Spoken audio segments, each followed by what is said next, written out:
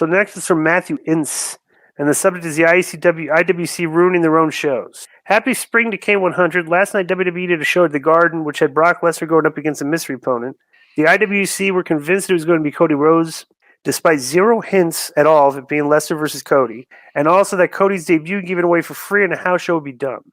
My question for the team this week is, does modern wrestling suck, or does IWC ruin it for themselves? They're so convinced that Stone Cold Steve Austin is coming back despite zero confirmation from WWE. They were so sure that The Rock versus Roman Reigns is going to headline WrestleMania 38. Now they're all convinced that Cody Rhodes versus 100% coming to WWE, despite the very likely possibility that this thing is a really good work from AEW. Basically, my question is, you think the IWC comes up with these grand ideas in their heads that are simply not possible for any company to live up to?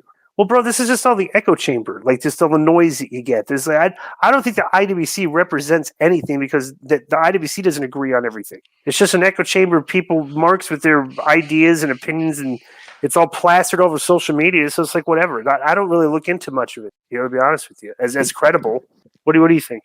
Yeah, I don't really think too much about it. I just think, what was the question? To tell you the truth, I don't even know what the I'm answering.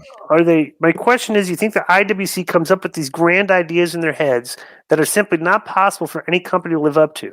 Well, no, it isn't. That isn't possible not to live up to. Sometimes changes, Right. Rock, they maybe talk to him and they're like, hey, you want to do WrestleMania in 2 years? And he's like, yeah, I think I would. Let me see what my schedule's like. And all of a sudden they're like, hey, you got this big movie coming up and he can't do it. Or Cody Rhodes, who was negotiating with WWE. And now it seems like there is no negotiation. So now people are thinking, oh, it must have been a work and he's going to run ROH, or I don't know. People just, it's like conspiracy theory, like right. I was talking about this today with somebody. I was like, okay, so we're being bombarded from everywhere according to conspiracy theories. There's chemtrails in the air. There's the inoculations where they're injecting into you. There's a 5G. I mean, is there anything and everything that they can think of, them being manipulated by the government to control you is fair game. Well, which one is it? You know what I'm saying? And that's what happens in that community.